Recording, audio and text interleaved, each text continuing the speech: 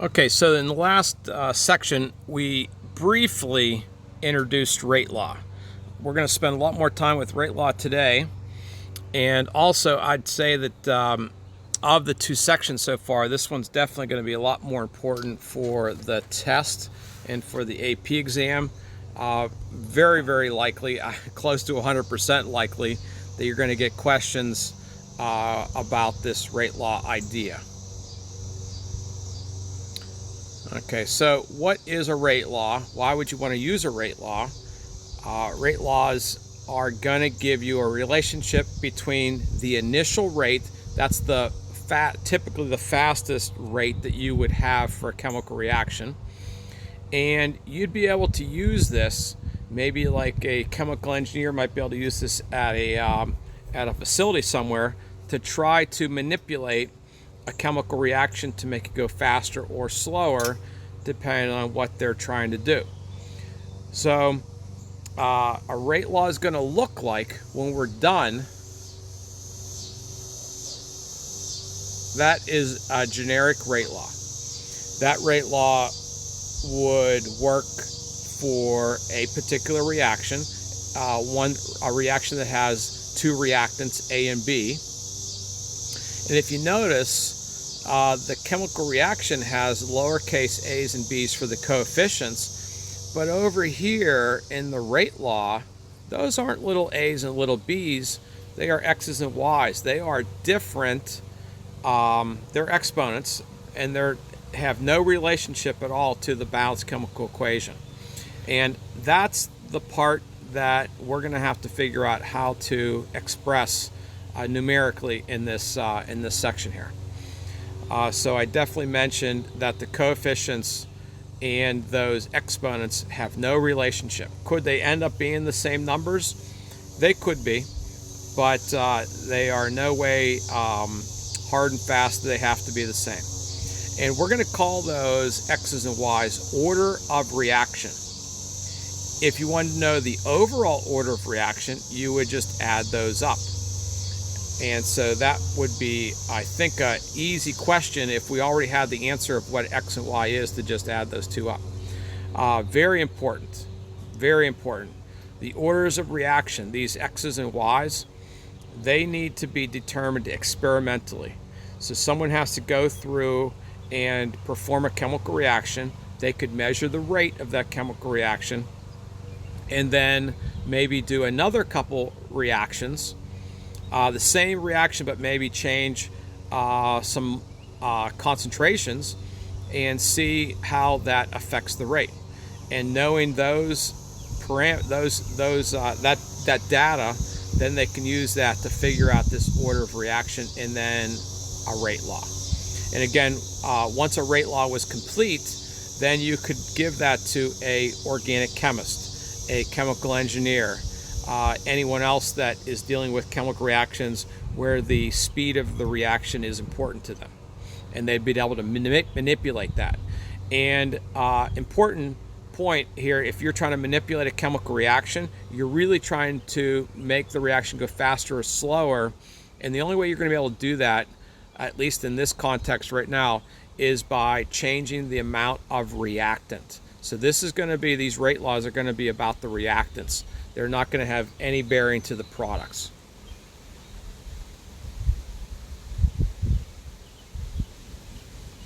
Okay, so let's jump in. And I have one completely done for you here. And I'm going to kind of walk you through how I got that. So there is a chemical reaction, two reactants, two products, but we're going to be worried about the reactants. So here is a generic rate law that corresponds to this reaction. Rate, okay, equals a constant, rate law constant. We don't know what this is yet, and we know there's nitrogen monoxide. We don't know what that order of reaction is. Yes, you could call it power of, but we're going to call it a order of reaction in terms of NO.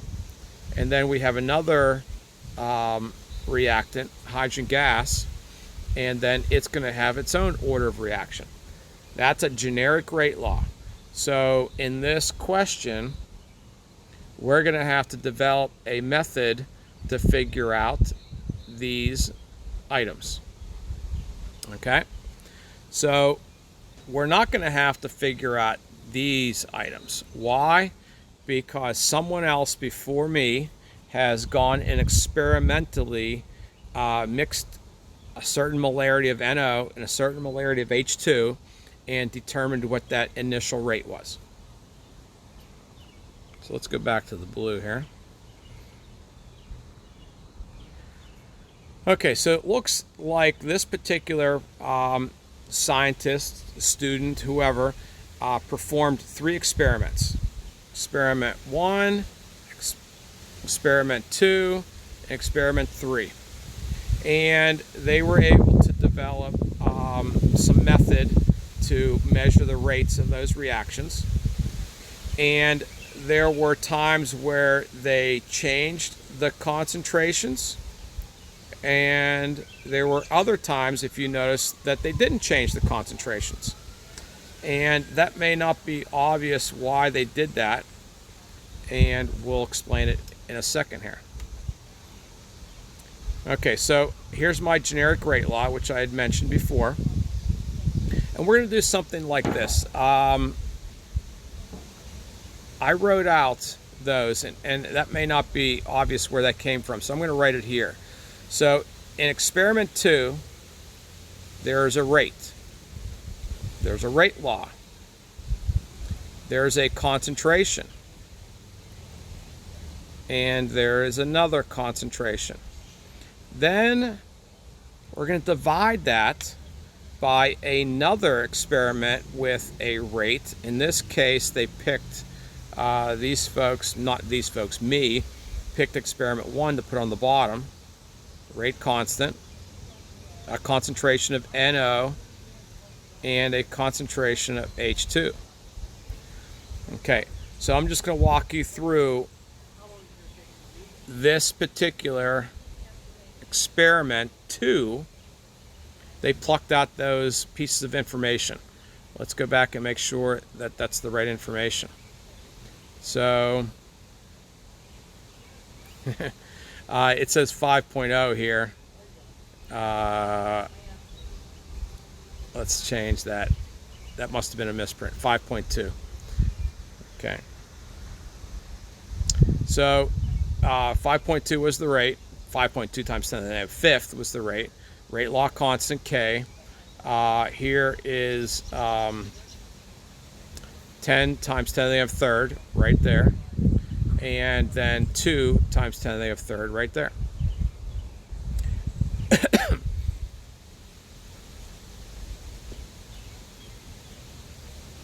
And they did the same thing.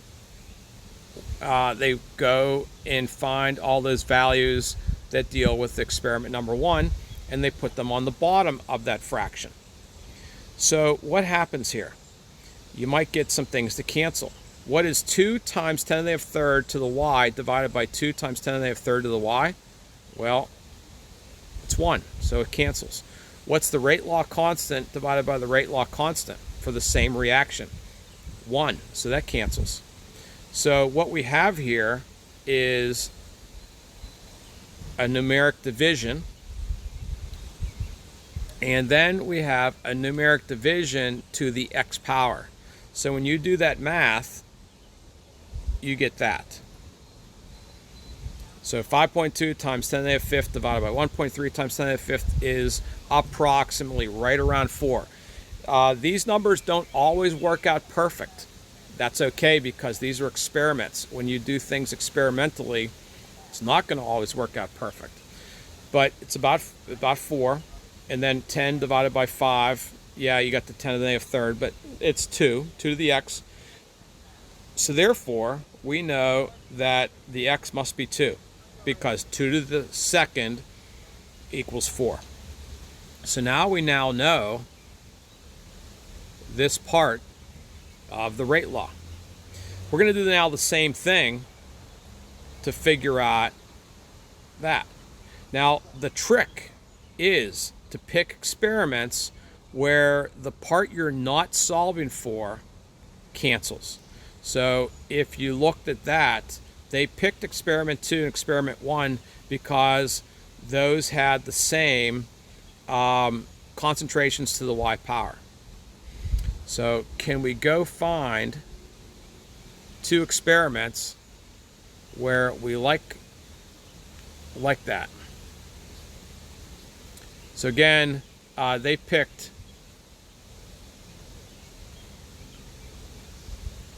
we're going to find out they liked those 2 experiments. So if you wanted to figure out the exponent that goes with NO, then you're going to want to use 2 things that are going to cancel each other out for the other chemical. If you're trying to find Y in for hydrogen gas, then maybe you would like to use these 2 because those will cancel out. And I think that we'll see that in a second here. Yep, so they picked meaning me, picked experiment 3, experiment 2. And so the part that I mentioned about canceling, there's your canceling. And we had X's in there before, and it's still going to cancel, but we can leave these 2's, we can put the 2's in there instead of the X's because we already knew it was 2 from the last item. The K's cancel, and you're left with that, which is 2, if you do that division, and you're left with that, which is 2 to the Y, so therefore Y is 1. And so now we can put the Y in there, and now we actually have not a generic rate law, but a specific rate law. So what does this mean? It means that if you would change the concentration of NO, that's going to have a power of 2 effect on the rate. As opposed to if you change the concentration of H2, it's going to have just a direct relationship to the rate. So if you would double the concentration of H2, you'd double the rate. If you doubled the rate of NO, it would quadruple the rate because there's a power 2 for that one. So that's what is useful for a scientist or for an engineer. So now that that's done, we could go back to any of the experiments, experiment 1, experiment 2, and experiment 3, and put in a rate, put in a concentration, and put in a concentration and solve for K. And that's also useful. So in this particular one, did I do that? I don't know if I did that with this one or not. I did. So I went through and I got a rate with units, molarity per second. I got a concentration, molarity, and I have another concentration, molarity, and I solved for K. And when I solve for K, you can't forget about your units. So when you rearrange these to solve for K and you get units to cancel, it's going to give you a pretty odd looking answer here. A number, in this case 260, divided by molarity squared times seconds. Each time you do a rate law, it will have a specific set of units that are going to be unique to that reaction. They're not always going to be molarity, some number divided by molarity squared times seconds. So now let's practice. There's a couple practice questions here, and let's give it a shot. So I'm going to go back and forth here because I don't have a lot of room on this slide, but I have a whole nother slide where I have room here. But it appears to be a 1 to 5 to 6 ratio, and remember that those coefficients will not have any bearing to the orders of reaction, the X's and the Y's. In this case, we're going to have to use a Z because there's 3 reactants here. And we have some initial rates. We have 4 experiments. Some things held constant, one thing that we change. And we're going to try to pluck out an experiment, 2 experiments, where one thing changes and everything else is held the same. So these change, but these are held constant and these are held constant. So those will end up canceling. And then this changes.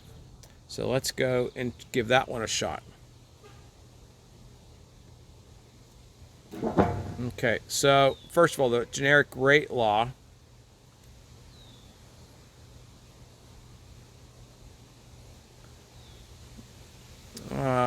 What are the chemicals in question here?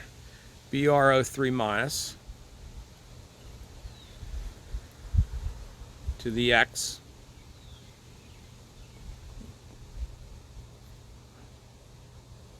Br minus to the Y. And is it H positive? Yes.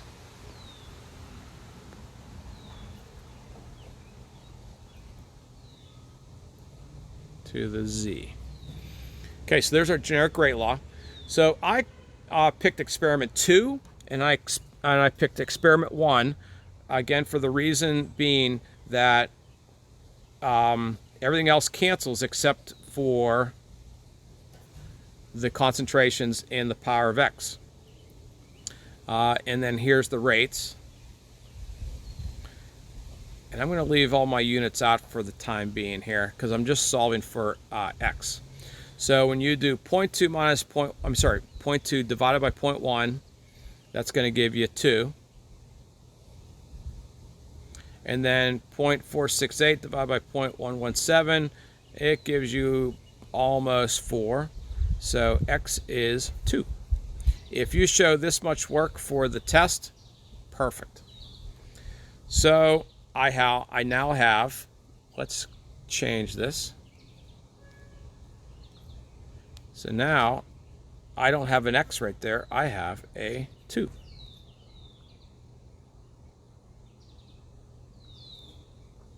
Actually, let's change up color. Let's go to another color for the Br minus. So let's go back and try to study which kind of reactions we'd like to do for that one. So we want something that changes for Br minus but doesn't change for anything else. So that changes, that stays constant, and that stays constant. I'm looking at experiment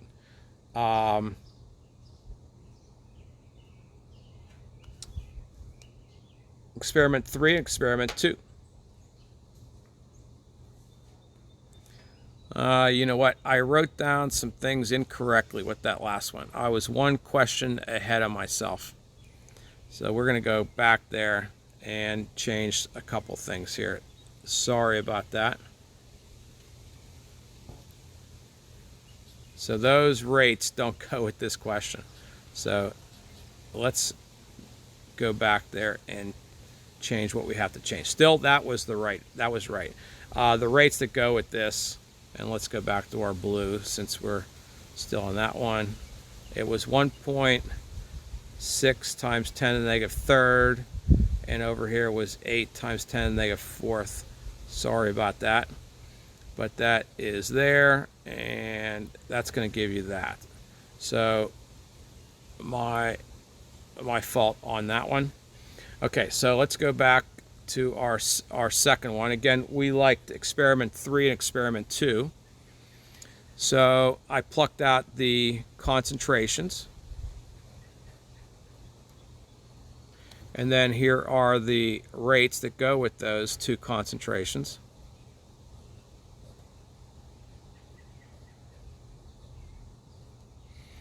Okay, so 0.2 divided by 0.1, 2 to the y. It's not a good y there.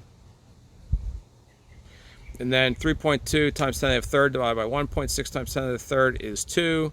So y is 1. So we could go over there and change that to 1. So we're getting there. Let's change it up again. Let's go to another color. And now we need to look at finding something that changes with H positive but doesn't change with the other items.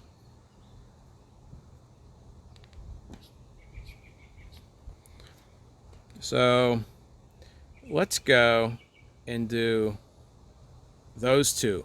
So 0.2 and 0.1 for the concentrations, that changes, but point 1 to point 1 doesn't change, and point 1 to point 1 doesn't change.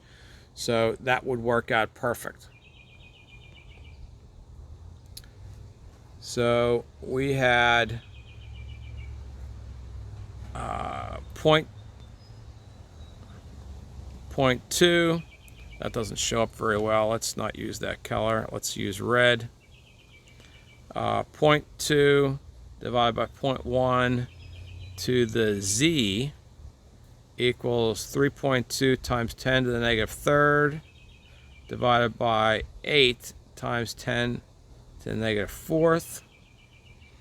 And that's going to give you 2z equals 4, z equals 2. Okay, so now there is our rate law. Done. So there was a second part of that question. It said write the rate law, which we did. And then it also says solve for k. So to solve for k, you pick any experiment you want. Experiment 1, experiment 2, experiment 3, experiment 4. I happen to pick experiment 1, but you could pick any one you wanted. So I wrote the rate.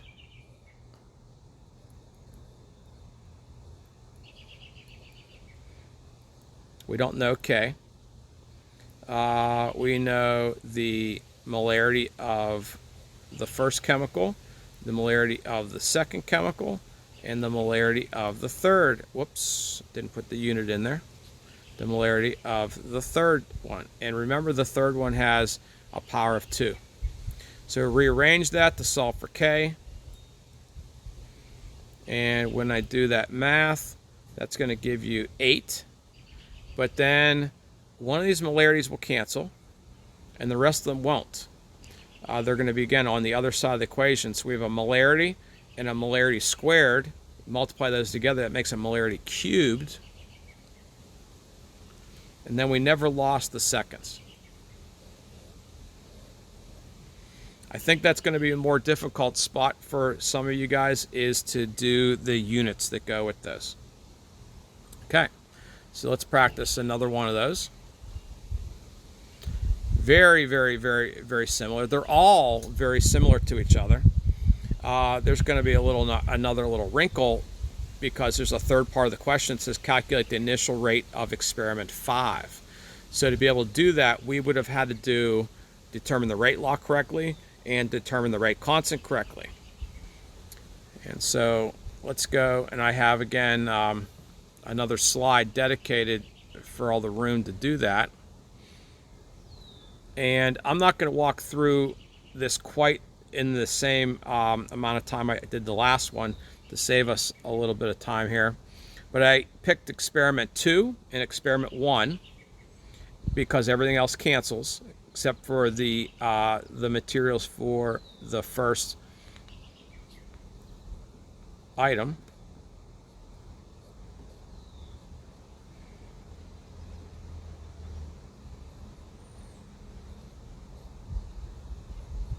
Okay, so all the other concentrations canceled. There's only one other reactant. And then those are the rates. So when you do that math, it's going to be 2 to the x equals 4. So x equals 2. So over here, let's actually put the rate law in. And our two chemicals in question for this are NO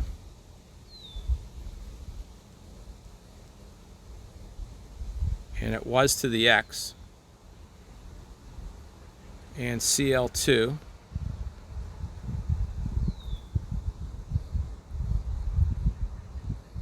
to the y. Now we know what x is now,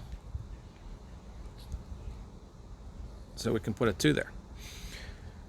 Okay, so let's change color and then do the other two experiments. I picked experiment 4 and experiment 3 this time around, because those will get x's to cancel. So we have 0.2 divided by 0.1 for the y, and the rates that go with that are here. So 2 to the y equals 2, y equals 1. So now we know that that's a 1. So now we can plug rate, concentration, and another concentration in for any of the experiments.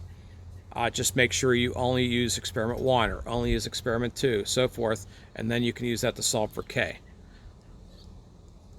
So I think I picked experiment 1. And you know what? Let's put our units in there.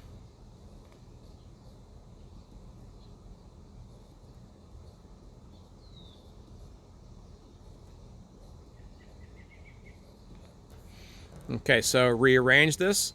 We're going to get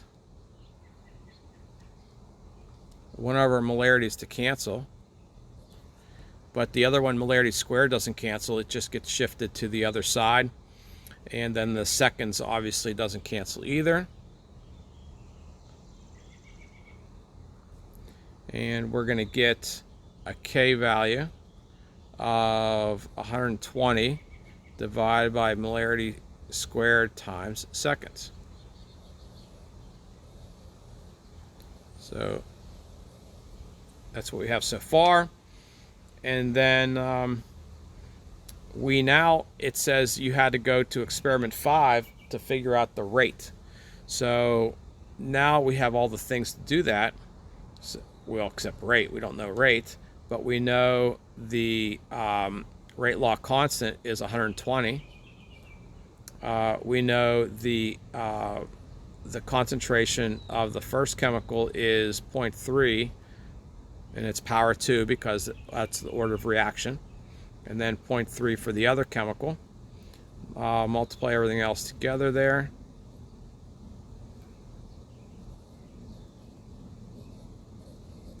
And there's our rate if we had those two concentrations.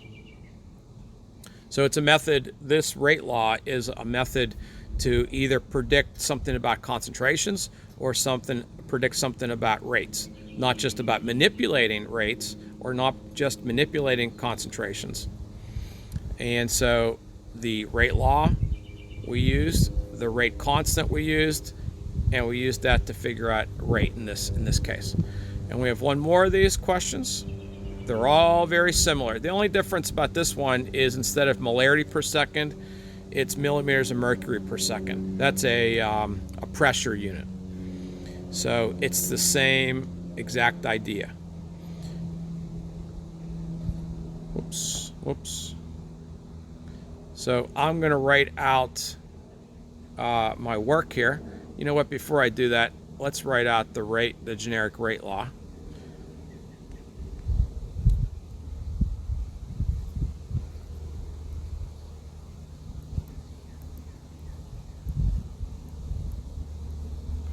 And was it O2? Yeah.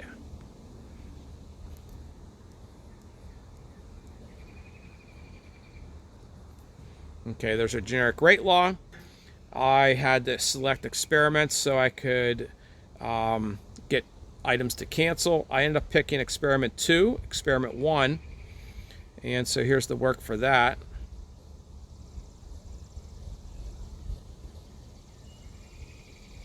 So everything for the O2 canceled, and here are the rates. So this is going to get a little messier, no big deal.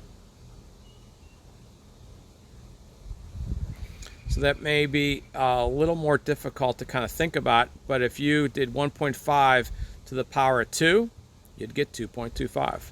So x is 2. And if you haven't noticed yet, these orders of reaction for us are going to come out to be whole numbers. Let's go to a different color. So now we're going to solve for the order of reaction for O2. I picked experiment 5 and experiment 4. Again, so I could get the items for X to cancel, for NO to cancel.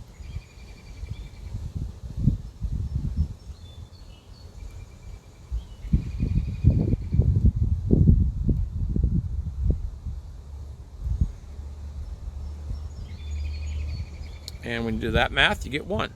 So now we know that's a 1.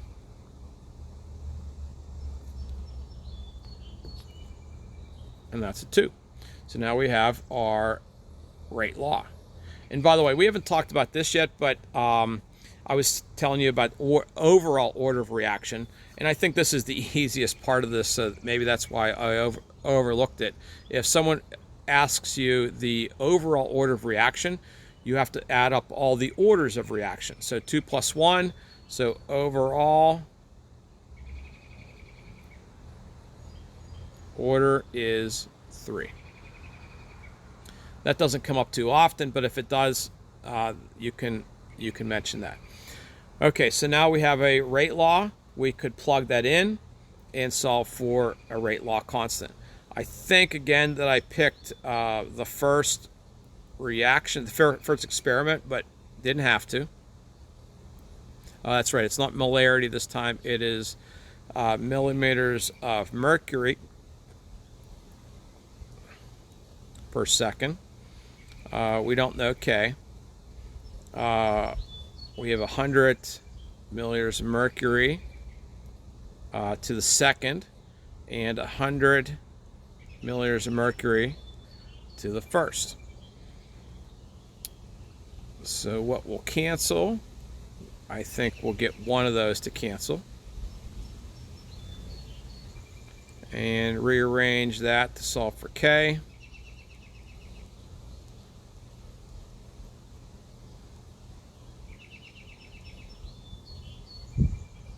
Very strange units here. Millimeters of mercury to the power of 2 and seconds. That's all on the bottom of that number there, 3.55 times 10 to the 7th. So there's our rate law constant. And I think that concludes today. I think you guys are going to definitely want to go and practice a few of those until you're fairly proficient at that. And I would say this is kind of a bread and butter type of question for kinetics.